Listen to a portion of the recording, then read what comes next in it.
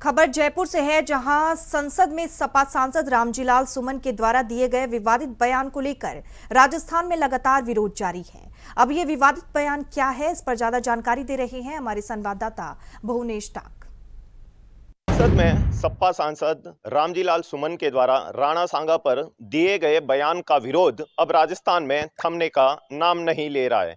सबसे पहले मुख्यमंत्री भजनलाल शर्मा, उप मुख्यमंत्री दिया कुमारी, खेल मंत्री राज्यवर्धन सिंह के बयान के बाद में अब राजस्थान के सभी जिला मुख्यालय पर राजपूत समाज सहित अन्य समाज के द्वारा विरोध प्रदर्शन लगातार किया जा रहा है।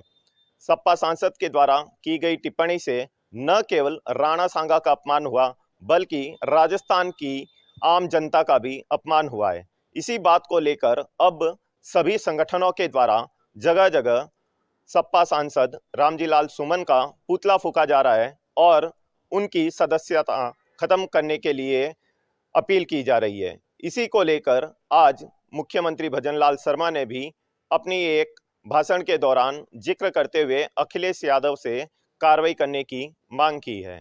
Bhuvnesh talk, India voice, Jaipur. खबर देहरादून से है, जहां अवैध मदरसों पर हो रही कार्रवाई में अब जांच का नया पहलू जुड़ गया है।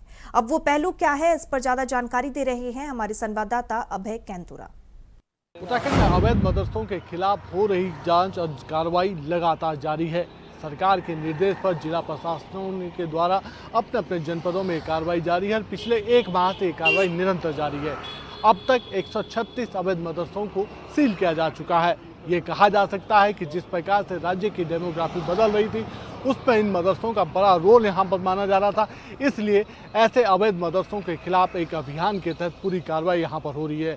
अब इसके साथ साथ अधिकारियों को दिशा निर्देश मुख्यमंत्री की तरफ से दे दिए गए कि इन अवैध मदरसे हैं जिनके ऊपर कार्रवाई हो रही है, उनकी जो फंडिंग है उस फंडिंग की भी जाँच यहाँ पर की जा सके, ताकि पता चल सके कि इनका पालन पोषण जो किया जा रहा था वो किसके कहने पर था, कहाँ से इसके लिए धन एकत्रित किया जा रहा था।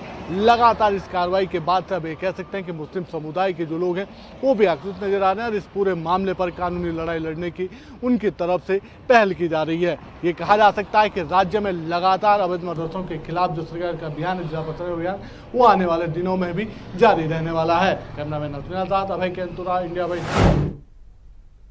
खबर लखनऊ से है, जहां ईडी ने उद्यमी घूसकांड को लेकर जांच शुरू की है। जांच कहां तक पहुंची है, क्या कुछ जानकारी है, बता रहे हैं हमारे संवाददाता आसिफ।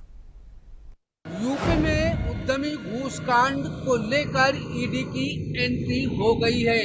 ईडी ने आईएएस अभिषेक प्रकाश मामले में दर्ज मुकदमे का डाटा भी इकट्ठा कर लिया है और साथ ही साथ जेल में बंद निकांत जैन के साथ साथ उसके भाई सुकांत जैन से भी पूछताछ करेगी।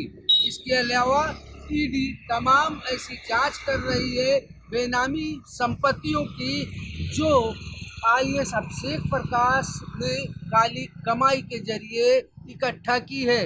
दरअसल यूपी में उद्यमी घूसकांड का मामला अब सुर्खियों में आ गया है। इस मामले में योगी सरकार के सख्त रवैया अपनाने के बाद सीईओ अभिषेक प्रकाश और निकांत जैन के खिलाफ एफआईआर दर्ज हुई थी। इस मामले में निकांत जैन को गिरफ्तार किया गया था। साथ ही साथ आईएएस अभिषेक प्रकाश की तलाश तेज कर दी गई है। विजिलेंस के साथ साथ अब इस मामले में ईडी भी जांच करेगी। ईडी अब सील कंपनी की भी जांच करेगी जिसे पुलिस ने सील किया था।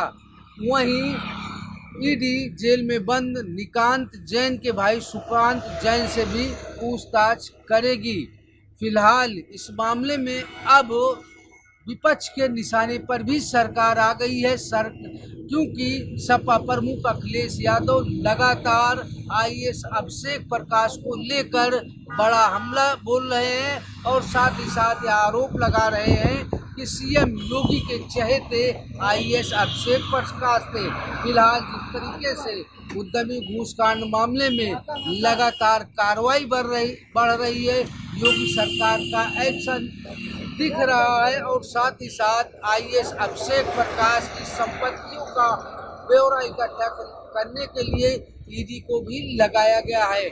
ऐसे में आने वाले दिनों में आईएएस अभिषेक प्रकाश की और भी मुश्किलें बढ़ सकती हैं। सहयोगी फैज के साथ Asif red, India wise Lucknow.